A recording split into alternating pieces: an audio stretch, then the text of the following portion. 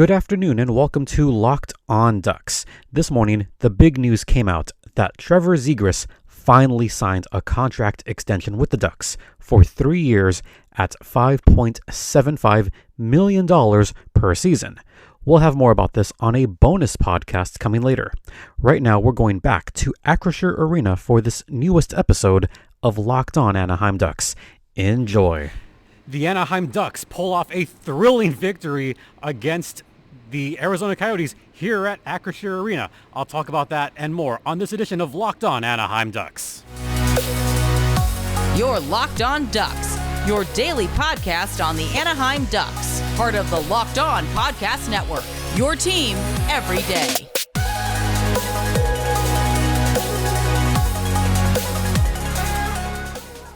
Welcome to Locked On Anaheim Ducks, part of the Locked On Podcast Network, your team every day. I'm your host, Jason JD Hernandez. I've been covering hockey for well over a decade, and for this game, I was the public address announcer for this incredible game here at Acrisure Arena. I don't know if you guys saw it.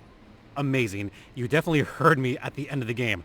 If you were not here or you didn't watch it, where were you guys? Because this was a terrific game, especially towards the end. And I've got a lot of takeaways on this one because I was down on ice level watching just all of this unfold. And this was one of the more fun games that I've done as a public address announcer. And getting to do it for this Ducks game, dream come true, by the way. Game number 1 in the NHL, hopefully not the last.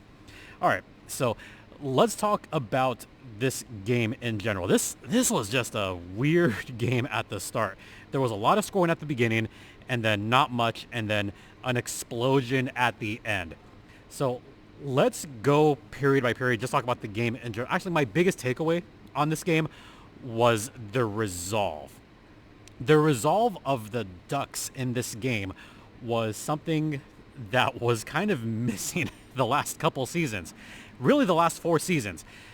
I did a series of podcasts about 4 months ago about all the blown leads that the Ducks had in this one. The Ducks blew leads late time after time again. And typically it was the Ducks that would wind up losing the games. Well, flip the script. I know it's preseason, but now that we're later in the preseason, I can say this is kind of a turnaround right now because the Ducks, they were the ones that came back and won this one. So already you can see somewhat of a difference in this current Ducks team. Something that we weren't really accustomed to is now there is a team that is going to fight back, and now there's a team that is going to take charge. And you know what? Maybe this is something that the Ducks can really put a pin on this game, but also use it moving forward, because already you can see the difference between the Dallas Eakins regime and the Greg Cronin regime. The last time Greg Cronin was in this building, the Colorado Eagles lost to the Firebirds in 5 games. And coming back and having the kind of effort that he had from the Ducks, especially towards the end, especially the young kids, that is extremely encouraging. And, you know, looking at my personal notes, I loved that first line with Vatrano, Strome, and, of course, Leo Carlsson. First off, big props having Leo Carlsson on the first line with Strome and Vatrano. I thought Carlsson did a great job in this one. I guess the other big takeaway is that having the mix of vets out there with the players they had, that was good towards the end. And I especially liked the line they had out there when they pulled Dostal from the game. And I actually took note on this. Here's who was out there for the final minute and a half of the game after the Ducks called their timeout with a minute and a half left. They had Troy Terry, Ryan Strome, Zach Cashian. Yeah, he was out there. Vatrano, McTavish, and Tristan Luneau. Now, that was a little bit curious because Tristan Luneau was incredible in juniors. And for Cronin, even though it's preseason, for Cronin to put that kind of trust in Luneau at the end of the game was nothing short of spectacular. And this is something that the Ducks can hopefully look forward to in the coming seasons, and maybe something that they can do maybe next season is put Luneau in more of, not a starring role, but put him in more of a trusting role and put him in those heavy crunch time minutes. And throughout the game, he did an incredible job just quarterbacking the power plays that they had. Also, Ducks, I mean, they didn't score on the power play, but they did get some good shots and some good shifts out there from Tristan Luneau on the power play. And this is something that the Ducks, I think, should be looking forward to in the coming weeks and the coming months and hopefully the coming years, because he's someone that I'm very high on. Someone that kind of struggled today was Pavel Regenda. Regenda did struggle a little bit on this game. Had a few tough shifts. Passing could still get some work, but he was mostly fine. Vakanainen was all right in this one. Drew Hellison had kind of a mixed bag of a game and had some good shifts towards the middle of the game where he was moving the puck along the boards and pressuring the Arizona defense into having to make some kind of play and forcing them to make some blocked shots. Shots on goal today, by the way, were only 26-21 in favor of the Coyotes, and it probably could have been more because there were times where the Ducks struggled to put pucks towards the net. Up until the last 2 minutes of the game, the Ducks only had 3 shots on goal in that first little bit. And just to have that towards the end, that was brilliant. All right, we're going to head into the first intermission, and I'll admit I have no internet here, so I don't know what the ad reads are, but we're going to go old school. So we'll kick it old school, and I'll talk more about this game and break down all the goals on the other side. And now, a word from Birddogs. That is right, Birddogs are the most comfortable shorts ever, and if you haven't tried Birddogs for yourself, what are you waiting for? They have their nice little in shorts liners, which are great for a runner like me. So if you want to check that out for yourself, head over to birddogs.com right now /LockedOnNHL and use the code LockedOnNHL to get a free tumbler. I have one at home. Keeps my beverages nice and cold, and the shorts, they're just super comfortable. So try them for yourself at Birddogs, the most comfortable shorts ever. Welcome back to Locked On Anaheim Ducks, live from Acrisure Arena. I'm your host, Jason JD Hernandez. Oh boy, what a game. Let's break down the game, as I still have a bunch of messages coming in, a lot of friends saying, hey, we heard you. Yeah, of course you heard my voice. I'll talk about that in a second. Let's go over the game really quickly. First period was kind of a hot mess. It was Lukáš Dostal in net for the Ducks and Karel Vejmelka for the Arizona Coyotes. Right off the bat, this was not a good penalty from the Ducks. Zach Cashin got caught cross-checking. That wasn't a good penalty, folks. It wasn't. Cashin currently on a PTO with the Ducks. He got the cross-check, and right away, Arizona scored to make it 1-0 Arizona on the power play. And then just a couple minutes later, Ryan Strome got a nifty little feed to make it a 1-1 game. And then Arizona scored 2 in quick succession, and these were both within a minute 5 of each other. Zach Sanford, he scored the Arizona second goal of the game, and then Jan Yannick, also even strength, on the pass from Josh Doan. And by the way, Josh Doan, he's pretty speedy. He's really good. So that made it 3-1. And then just 15 seconds later, Ryan Strome, with his second of the period, makes it a 3-2 Arizona lead on a nifty little pass from Mason McTavish. So breaking down that first period, first off, it was really fast-paced, back and forth, a lot of missed shots and a lot of blocked shots through that first period. Ryan Strome had one of his better games that I've seen in a while. That second goal came on a backdoor pass from Mason McTavish across the crease right over Royal Road, not Rainbow Road for the Mario fans, but across Royal Road. Those are the kind of passes that the Ducks need to continue making on a regular basis, and something that they are going to need to focus on in this season. In years past, the Ducks kind of let the puck sit around the blue line and not do a whole lot. So finally, when they had the opportunity to get open ice, and that's where they got their goal. That's where Mason McTavish, I feel, is a tremendous asset to this Ducks team, is not just the goal scoring, but the passing ability as well. We saw it on that goal.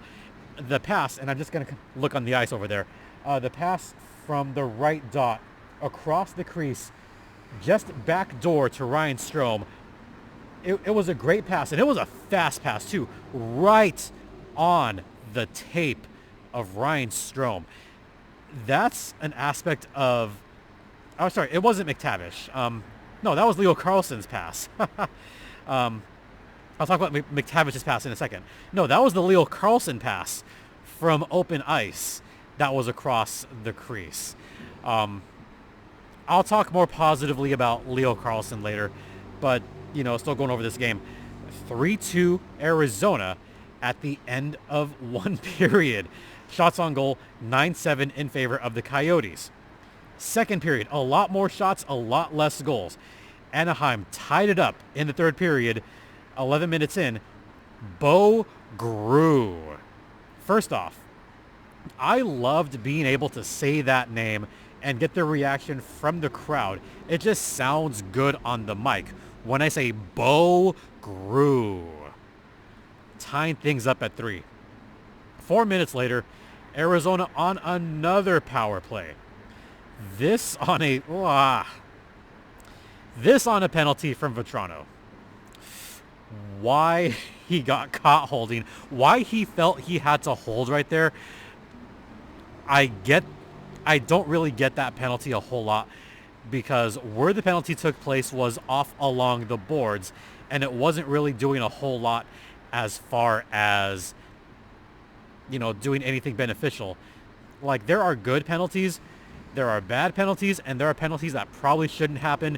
That was one that probably shouldn't have happened, because I don't think Arizona was scot-free towards the goal.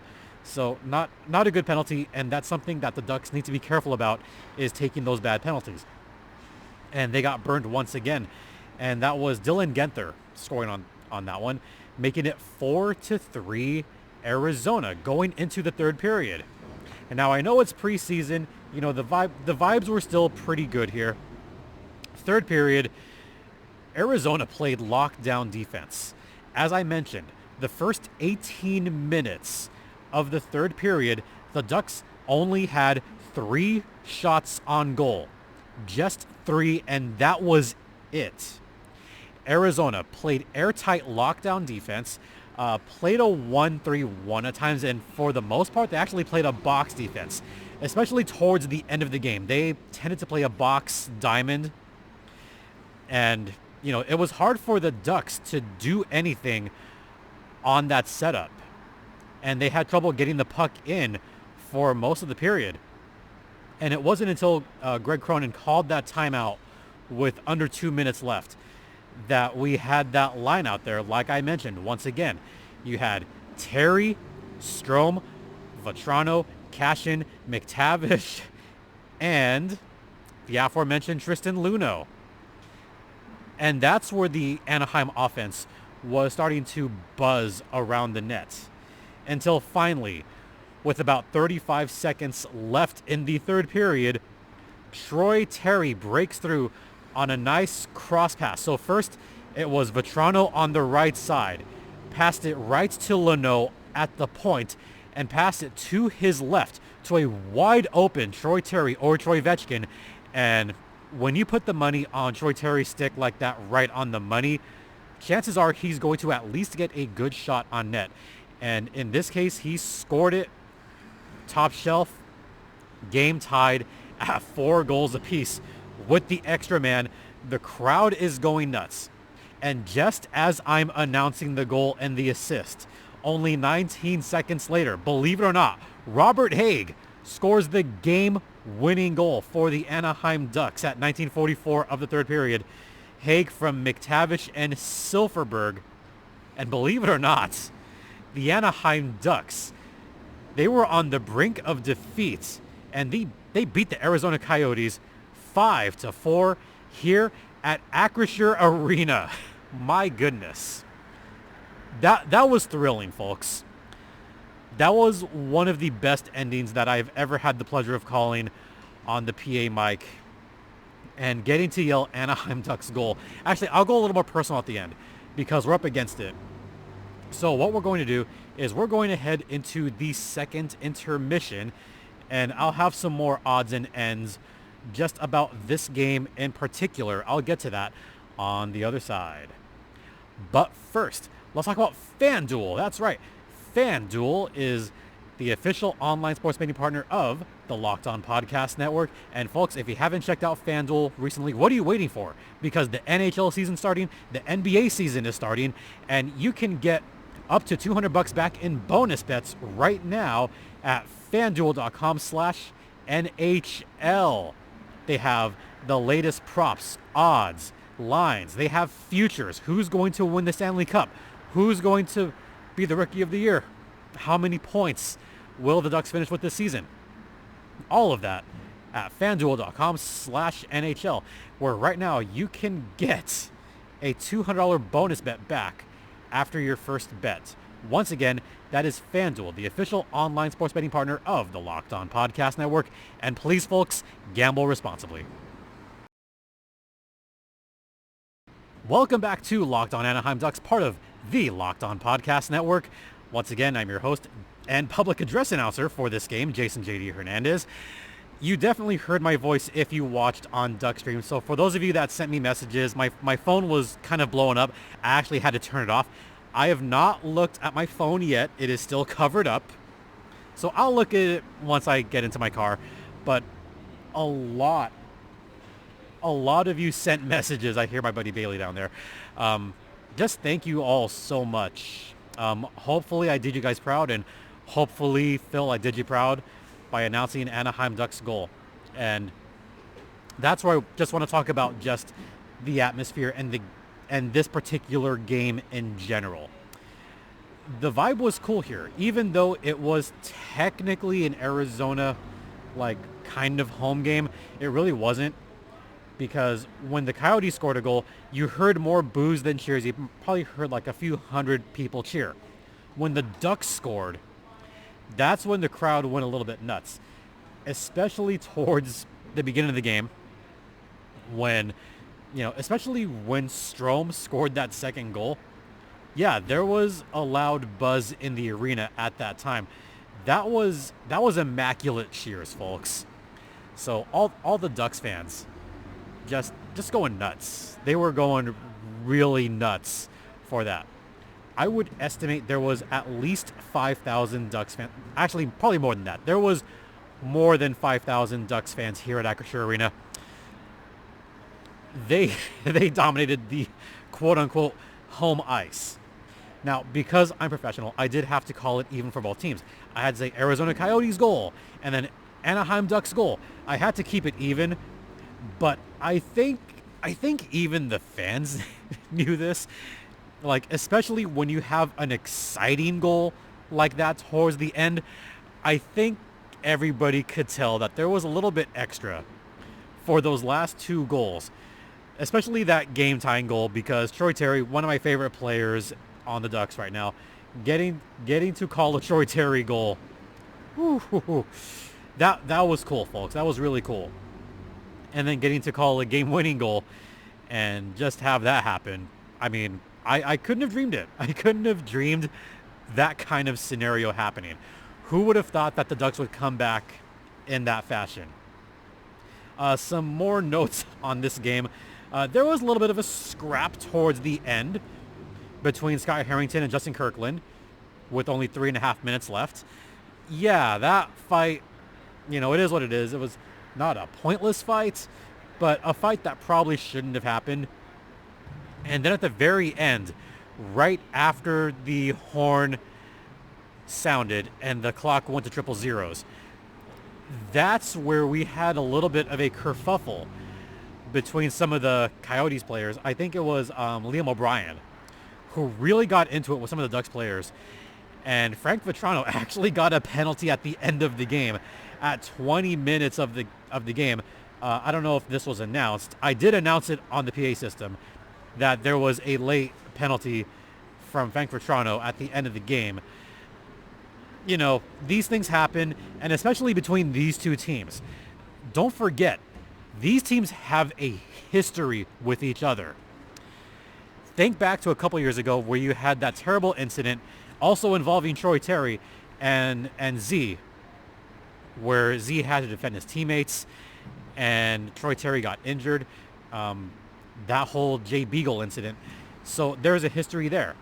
Then there was more injuries that took place, you know, after that. More kind of rough stuff involving John Gibson. So there was a lot going on between both teams, and you could already tell there was a history there. There's also been a bit of a history between the Gulls and the Roadrunners, the AHL teams that they both represent. Having said that, it feels like no matter what the atmosphere is, there's always going to be some kind of instigating on either side when both of these teams play. And you knew it wouldn't be boring. But now I'm waiting to see what happens in the regular season between these two teams, because there's absolutely no love lost between the Yotes and the Ducks. And I think that's what gives me a hard time when I talk about the Coyotes. Is there a bit of animosity there? Yes. Do I call them the Phoenix Coyotes from time to time? Yes. There's the one, Robin. Yeah, I still call them Phoenix because of all the stuff that's happened in the past. You know, all the infighting, all the fighting between, I mean, there was the stuff the broadcasters said in the past. That history is not going to go away. That rough stuff is going to continue. Preseason, regular season, what have you. So just from my vantage point, there was a metric crap ton of talking towards the end of the game. The Arizona players, they were pissed. They were extremely upset towards the end of the game. You could see the players jawing at each other. You could see the Coyotes players giving the Ducks a hard time. You could see the Ducks players just kind of sticking it to the Coyotes because they love beating them.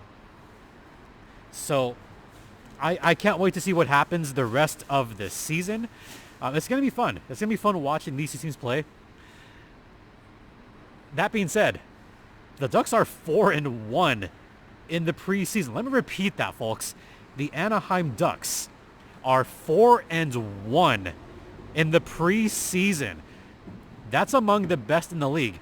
And the reason I'm a little bit more confident and a little more optimistic now, the prior few years, the Ducks haven't had an easy time in the preseason.